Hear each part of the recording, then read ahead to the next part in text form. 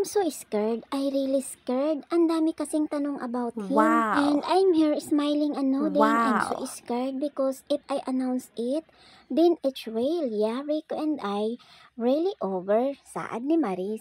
Emosyonal na humarap sa media ang kapamilya actress na si Maris Racal matapos nitong kumpirmahin na nagwakas na ang relasyon nila ng singer-composer na si Rico Blanco. Marami na raw kasi ang nagtatanong sa kanya tungkol sa tunay na estado ng kanilang relasyon, ngunit natatakot raw siyang aminin ang katotohanan. Amin niya, fresh pa ang kanilang hiwalayan at nangyari lang ito ilang linggo pa lamang ang nakalipas. Wala ring raw siyang maiksing sagot na kung ano ang naging dahilan ni Maris. Well, wala akong short answer for it. Hindi ko rin siya malabas na isang statement lang kasi hindi ganun kadali. Hindi ganun kadali kasi sobrang complicated niya ng sitwasyon. Rico and I, our universe was so beautiful.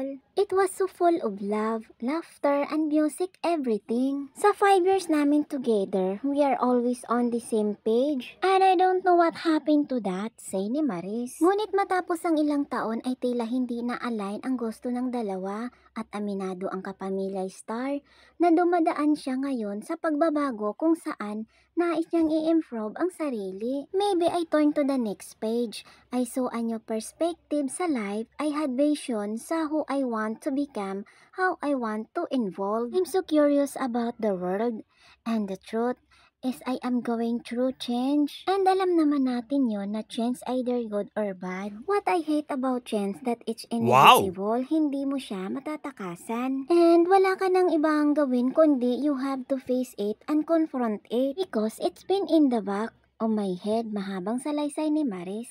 I told him my problems, my issues sa buhay. He took it like a man. It was a very difficult talk because I love him so much. I love him and he loves me. But I have so many questions about my life and I go on sa buhay, kwento pa ni Maris. Sa kabila nito ay inamin naman niya na maayos silang naghiwalay ng singer-songwriter. It was so difficult but it was a very polite separation after the very end of a relationship. It is still full of love, full of understanding. Rico is one of a kind.